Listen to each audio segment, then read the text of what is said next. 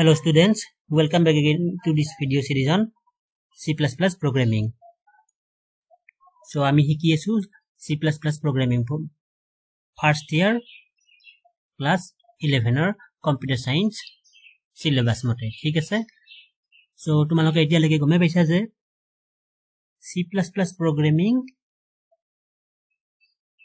ইমান ধৰণৰ programming language আছে তাৰে ভিতৰত এটা basic programming language जितु माने आमी शिकिले लॉजिक बिलाक एकेबारे क्लियर হৈ যায় যদি আমি C++ programming শিকো বাকি programming language बिलाक শিকাৰ কাৰণে একদম সহজ হৈ যায় মানে C++ programming হৈছে যিমান programming language আছে তাৰে ভিতৰত এটা বেস হিচাপে কাম কৰে আৰু এটা কথা মনত ৰাখিবা যে সব programming language ore logic bilak ekei logic of every programming language is same but kintu syntax bilak beleg syntax mane ki je programming likha jitu thoron jitu way heitu sob language jor khetrot beleg kintu jitu logic main jitu logic tu sobote ekei ঠিক আছে আৰু আমি 10টা number edition কৰিব লাগে হে 10টা number edition কৰাৰ কাৰণে যেটো লজিক আমি প্ৰথমৰ পৰা একদম লাষ্টলৈকে এলিমেন্ট এটা ভৰাবলৈ ইনপুট কৰিব লাগিব একেটাৰ এটা ওপৰত এটা এডিশন প্ৰসেসিং কৰিব লাগিব হেইখিনি কাম কিন্তু সবতে একাই ঠিক আছে আৰু তোমালোকে এটো কথা বুজি পাই আছা যে কম্পিউটাৰে নিজে নিজে আকৌ কাম কৰিব নোৱাৰে আকৌ প্ৰগ্ৰাম কৰিব নোৱাৰে আকৌ প্ৰসেস কৰিব নোৱাৰে আমি কি কৰিব লাগিব ফাৰ্স্ট আমি ইনপুট দিব লাগিব we have to give input first আৰু সেই ইনপুটৰ ওপৰত বেস কৰি কিবা এটা প্ৰসেস হ'ব আমি যি মতে প্ৰগ্ৰামটো বনাও তাৰে ভিতৰত কিবা এটা প্ৰসেসিং আমি কাম মানে কৰাম আৰু সেইখিনিৰ ওপৰতে বেস কৰি আমি ৰিজাল্টটো পাম সো সেই মতে প্ৰগ্ৰাম এটাই আমাক ৰিজাল্টটো দিয়ে তাৰমানে আমি প্ৰগ্ৰামটো যি হিচাপে বনাও সেই হিচাপে কম্পিউটাৰে ৰিজাল্টটো দিব গতিকে আমাক যি কামৰ প্ৰগ্ৰাম লাগে সেই মতে আমি প্ৰগ্ৰামটো বনাও আৰু আমি आउटपुट पाओ बाकी प्रोग्राम तो जितु लिखार जितु स्टाइल जितु टेक्निक जिमान सहजे लिखिबा पारि जिमान शॉर्टकटत लिखिबा पारि बा कम्पाइलारक जिमान कमके काम करवाय पेले कामটো কৰিব পাৰি এখিনি প্ৰোগ্ৰামাৰৰ হৈছে প্ৰোগ্ৰামাৰৰ মানে দায়িত্ব প্ৰোগ্ৰামাৰৰ ক্ৰেডিট এখিনি ঠিক আছে সো আমি মানে এতিয়া কি শিকি আছো একদম বেসিক কনসেপ্ট বিলা শিকি আছো আমি এতিয়া প্ৰগ্ৰাম নকৰো আমি প্ৰগ্ৰাম এতিয়া নকৰো বেসিক যিবিলা কনসেপ্টস প্ৰগ্ৰাম কৰাৰ আগতে যিবিলা বেসিক কনসেপ্টস এই থিওৰি পাৰ্ট খিনি আমি কৰি আছো we are learning the theory parts before going to formal programming okay so today we will be learning this preprocessor directives then comments in C++ programming and some basic concepts okay so let's begin first preprocessor directives or this is also called preprocessor statement so preprocessor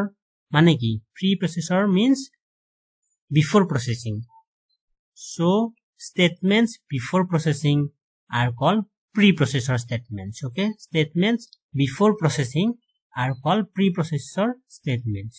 মানে program এটা process হোৱাৰ আগতে কিছুমান আমি statement লিখিব লগা হ'ব programটো লিখাৰ ঠিক আগতে আমি কম্পাইলাৰক ক'ব লাগিব যে আমি C++ program এটা লিখি আছো আৰু এইবিলাক বস্তু আমি এড কৰিম অলৰেডি তাৰ মানে কম্পাইলাৰত কিছুমান কাম বা ফাংচন বা কিছুমান বস্তু ডিফাইন কৰা থাকে এতিয়া C++ programটো সফটওয়্যাৰটো বনোৱা হৈছে তাতে কম্পাইলাৰ থাকিব আৰু অলৰেডি কিছুমান কাম আমাৰ কাৰণে সহজ কৰি দিয়া থাকে অলৰেডি কিছুমান বস্তু ডিফাইন কৰা থাকে আমি জাস্ট ইউজ কৰিলে হ'ল আমি ইনপুট দিয়া কাম আউটপুট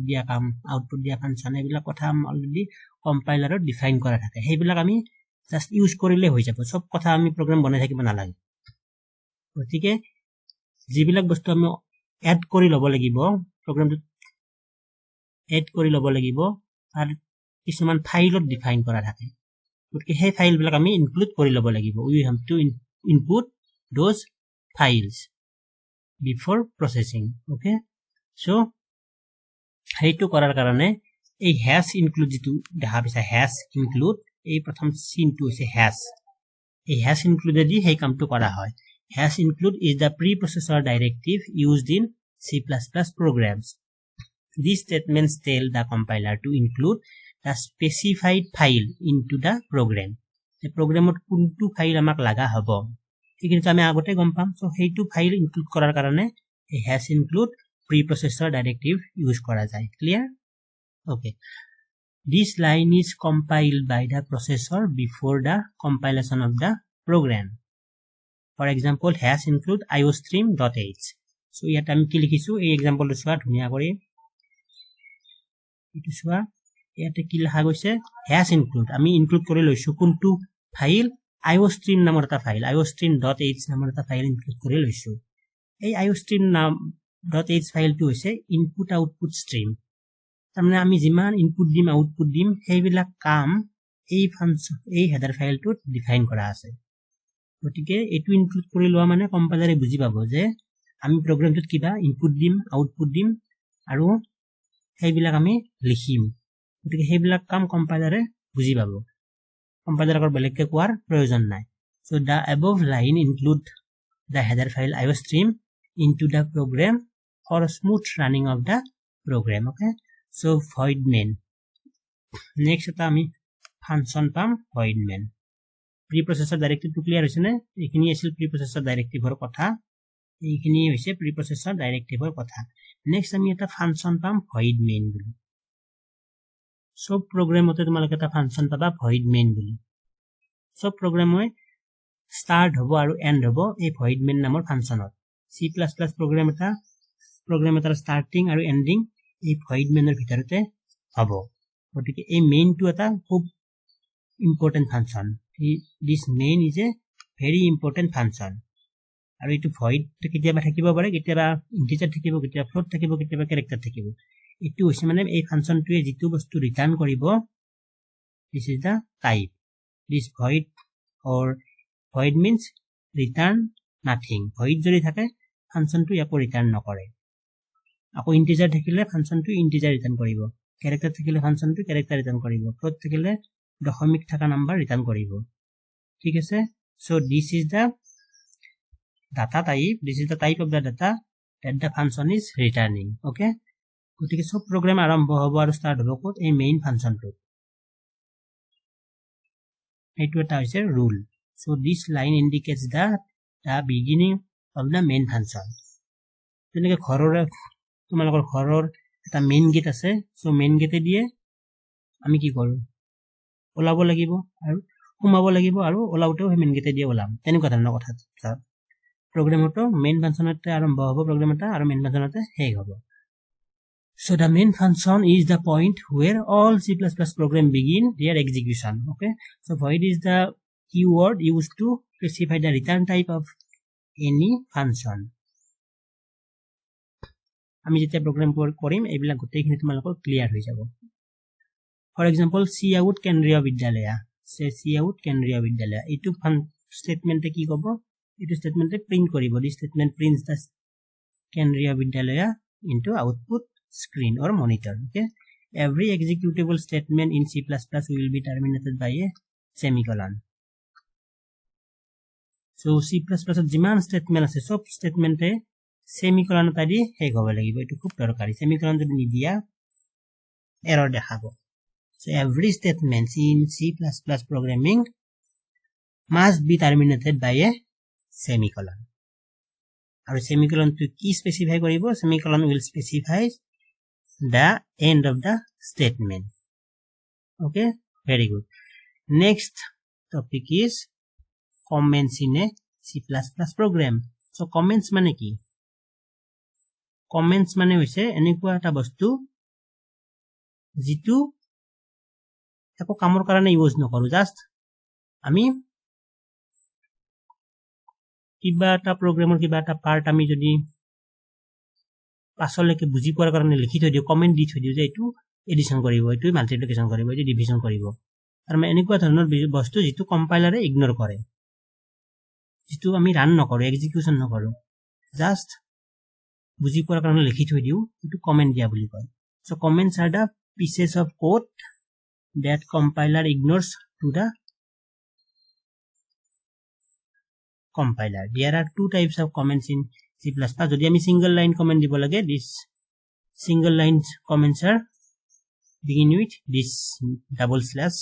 symbol double slash দি আমি single line comment দিম যেতিয়া program কৰিম তেতিয়া ক্লিয়াৰ হ'ব আৰু মাল্টি লাইন কমেন্ট আছে যদি বহুত কেটা লাইন আমি কমেন্ট দিব লাগে এনেকে দিব লাগিব slash star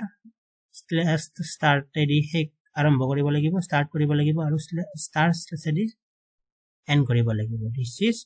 the multi line comment এইটো এটা এক্সাম্পল সিম্পল প্ৰগ্ৰাম এটাৰ এক্সাম্পল আমি দিছো সোৱা সো আমি এটা হেডাৰ ফাইল ইনক্লুড কৰি লৈছো has include iostream.h দি আমি হেডাৰ ফাইল এটা ইনক্লুড কৰি লৈছো মেইন ফাংচন আৰম্ভ হৈছে আৰু এই ব্ৰেকেট দুটা দিয়া যায় কিহৰ কাৰণে ব্ৰেকেট দুটা আছে এখানে আৰম্ভ হ'ব এখানে শেষ হ'ব এই সিম্পল টু মানে সব ব্ৰেকেটৰ ভিতৰতে যিখিনি প্ৰগ্ৰাম হ'ব এই কামখিনি হ'ব মেইন ফাংচনটো হৈছে মেইন দুৱাৰৰ নিচিনা মেইন মানে বাটটো আৰু এইখন হৈছে যে দৰজাখন আৰু এইখন বন্ধ হোৱা দৰজা এইখন প্ৰথম দৰজা এইখন লাষ্টৰ দৰজা তেনেকুৱা ধৰণৰ যত মানে ভিতৰত ৰুমটো থাকিব বা ভিতৰত কামখিনি থাকিব সো ইয়াত আমি কি কৰিছো কমেন্ট দিছো এইটো ডিসপ্লে কৰিছো হেলো ওয়াৰ্ল্ড বুলি যত আমি মানে প্ৰগ্ৰামটো অকল হেলো ওয়াৰ্ল্ড বুলি ডিসপ্লে কৰি আছো মনিটৰত এটো ৰান কৰিলে মনিটৰত হেলো ওয়ার্ল্ড বুলি আহিব ঠিক আছে so this is the program to print hello world for demonstration of comments আমি কমেন্ট টু দিছো মাল্টি লাইন কমেন্ট দিছো এনেকে সোৱা স্ল্যাশ স্টাৰ ৰেডি আৰম্ভ কৰিছো স্টাৰ স্ল্যাশ দি হেক কৰিছো গতিকে এই সিখিনি যিখিনি বস্তু এইখিনি আমি মাল্টি লাইন কমেন্ট এইখিনি আমি কমেন্ট দিছো যে এইটো প্ৰগ্ৰামত কি কৰি আছো হেলো বুলি আমি হেলো ওয়াৰ্ল্ড বুলি আমি শো কৰি আছো কিন্তু আমি কমেন্ট দিছো এইখিনি কাম প্ৰগ্ৰামটো ৰান কৰিলে নাহে এতিয়া আহিব এতিয়া আমি কি লাগিব যে আমি কি কৰি আছো আমি বুজাইছো আৰু কথাখিনি ঠিক আছে যে আমি হেলো ওয়াৰ্ল্ড বুলি প্ৰিন্ট কৰি আছো এইখিনি কথা আমি যেতিয়া ইয়াতে প্ৰগ্ৰামটো সাম পিছত এটা বুজি পাম যে এইটো প্ৰগ্ৰামে হয় কি কৰি আছে হেলো ওয়াৰ্ল্ড বুলি ডিসপ্লে কৰি আছে এইখিনি কামে আমি কমেন্ট দিছো এনেকে সিঙ্গল লাইন কমেন্ট আমি ওপৰত তাৰিছো এটো চোৱা সিঙ্গল লাইন কমেন্টটো কি দিছো এ স্যাম্পল প্ৰগ্ৰাম সো এনেকে এটা লাইন যদি কমেন্ট দিব লাগে এটো স্যাম্পল প্ৰগ্ৰাম এটা লাইন কমেন্ট দিব লাগিলে ডাবল স্ল্যাশ আৰু মাল্টি লাইন কমেন্ট দিব লাগিলে স্ল্যাশ স্টাৰ স্ল্যাশ আৰু এটো এটা সিম্পল প্ৰগ্ৰাম এটো গোটেইখিনি এটা সিম্পল প্ৰগ্ৰাম যত মানে হেলো ওয়াৰ্ল্ড বুলি ডিসপ্লে হৈ আছে হেলো ওয়াৰ্ল্ড বুলি ডিসপ্লে হৈ আছে বুজি পাইছা এইখিনি এটা simple programme has include iostream.h সে কি আমি লিখিছো has include iostream.h আমি iostream.h নামৰ হেডাৰ ফাইলটো ইনক্লুড কৰি লৈছো কাৰণ iostream.h হেডাৰ ফাইলত কি লিখা আছে ইনপুট আউটপুটৰ কামবিলাক লিখা আছে গতিকে এটো ইনক্লুড কৰি লোৱা মানে কি কম্পাইলাৰে বুজি পাব যে আমি সি আউটে দি কি কাম কৰিম সি আউটে দি আমি কি কাম কৰি আছো ডিসপ্লে কৰি আছো হেলো ওয়াৰ্ল্ড বুলি সো এইখিনি বস্তু সি আউটৰ কামখিনি কত লিখা আছে iostream.h হেডাৰ ফাইলত লিখা আছে এই কাৰণে আমি হেডাৰ ফাইলটো ইনক্লুড কৰি লৈছো বাকি মেইনটো দিব লাগিব সব প্ৰগ্ৰাম আৰম্ভ হয় মেইন ফাংচনত আৰু হেক হয় মেইন ফাংচনত আৰু সি আউটে কি কাম কৰে সি আউটে এটা অবজেক্ট এইটো কি কাম কৰিব ডিসপ্লে কৰিব যি আমি লিখো ইয়াৰে ভিতৰত এনেকে ডাবল লেস দেন দি পেলাই উইদিন ডাবল কোটেশনৰ ভিতৰত যি লিখো হেখিনি ডিসপ্লে কৰিব ঠিক আছে গতিকে সি আউট টু এটা সিনট্যাক্স সি আউট এনেকে ডাবল লেস দেন এটা ডাবল লেস দেন সিম্বল এটো দিব লাগিব আৰু উদ্ধ কমাৰ ভিতৰত ডাবল কোটেশনৰ ভিতৰত আমি যি লিখো হেখিনি আমি দেখা পাম ঠিক আছে আমি ভালকে বুজাই এক্সপ্লেইন কৰিম সি আউট আৰু সি ইন অবজেক্ট দুটা so input output operation in C++ C++ programming আমি ইনপুট আৰু আউটপুট কেনেকে দিম very important কেনেকে আমি ইনপুট দিম কেনেকে আউটপুট দিম so input and output operations are supported by iStream and OStream classes the predefined stream objects for input and output are the cout object di ami ki dim output dim the identifier this identifier cout is predefined objects of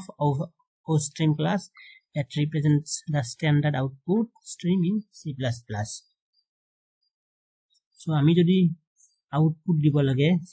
প্ৰগ্ৰামত আমি কি লিখিব লাগিব C আউটৰ ভিতৰত লিখিব লাগিব C আউটটো হৈছে output দিয়াৰ কাৰণে প্ৰিন্ট দিয়াৰ কাৰণে ডিসপ্লে কৰাৰ কাৰণে মনিটৰত খুব দৰকাৰী C আউটটো হৈছে আউটপুট দিয়াৰ কাৰণে আমি एग्जांपल এটা দিছো C আউট যদি ডাটা বুলি লিখো C আউট এনেকৈ কিন্তু দুটা লেস দেন দিব লাগিব এই সিম্বলটো দুটা less than C out the পেলাই দুটা লেস দেন সিম্বল আমি যদি ডাটা বুলি লিখো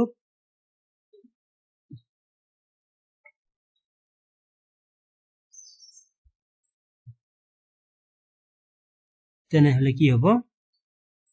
ডাটা এটা ভেৰিয়েবল হ'ব পাৰে বা কনস্ট্যান্ট হ'ব পাৰে যি হ'ব ডাটাটোত যিটো ভ্যালু থাকে সেই ভ্যালুটো ডিসপ্লে হ'ব ঠিক আছে C আউট ডাটা বুলি যদি লিখো ডাটাটোত যদি আমি 10 থৈ দিও সেই 10টো ডিসপ্লে কৰিব মানে কি উদ্ধকমাটো যদি আমি নিদিও এই বস্তুটোৰ ভ্যালুটো ডিসপ্লে কৰিব ভেৰিয়েবলটোৰ ভ্যালুটো ডিসপ্লে কৰিব আৰু যদি এইখিনি জায়গাত উদ্ধকমাটো দিও ওপৰত যে লিখিছিলো উদ্ধকমা বা ডাবল কোটেশনটো যেতিয়া দিছিলো এই ডাবল কোটেশনৰ ভিতৰত জি লিখো এই ডিসপ্লে কৰিব যদি আমি C আউটত ডাবল কোটেশন দিও উদ্ধকমা দিও তাৰে ভিতৰত জি লিখো এজ ইট ইজ ডিসপ্লে কৰিব তোমালোকে যদি ইয়াতে তোমাৰ নামটো লিখা নামটো ডিসপ্লে কৰিব ঠিক আছে উদ্ধকমা দিলে জি লিখা তাকে ডিসপ্লে কৰিব কিন্তু যদি আমি ডাবল কোটেশন নিদিও তেতিয়া হলে কি কৰিব ভ্যালুটো ডিসপ্লে কৰিব that means if we write anything within double quotation then it is print as it is but if we don't write this double quotation then the value of that variable will be displayed so here value of this data variable will be displayed okay similarly this is C out A here A can be any variable so value of A will be displayed then this output operator double less than is known as stream insertion or put to operator okay next so this is all about output কেনেকৈ দিম হেতু হৈছে C out তে আমি C out object তে আমি output দিম next আমি input কেনেকৈ দিম so input দিয়াৰ কাৰণে object টো হৈছে C in very important C in so for giving input the object is C in for example the syntax কেনেকৈ আমি প্ৰগ্ৰামত লিখিম এনেকৈ লিখিব লাগিব C in variable name C in এবাৰ এই দুটা উল্টা অপোজিট এটো গ্ৰেটাৰ দেন সিম্বল সা দুটা greater than symbol C in যদি আমি ভেৰিয়েবল লিখো ভেৰিয়েবল নেম লিখো তেতিয়া এই ভেৰিয়েবল নেমটো ইনপুট হ'ব ফৰ এক্সাম্পল C in যদি ch লিখো দুটা কিন্তু গ্ৰেটাৰ দেন সিম্বল দিব লাগিব C in greater than symbol এতে উদ্ধকমা না লাগে এটো যদি ch লিখো দেন ch2 কি হ'ব input করা যাব here ch can be any variable so this is input operator double greater than this is input operator so C in to হৈছে input object যেটো input দিয়াৰ কাৰণে ইউজ হ'ব আৰু C out to হৈছে কি output object যেটো output দিয়াৰ কাৰণে ইউজ হ'ব ঠিক আছে C into input দিয়াৰ কাৰণে C out to output দিয়াৰ কাৰণে আৰু C inত এই greater than দুটা greater than লাগিব আৰু C outত দুটা less than symbol লাগিব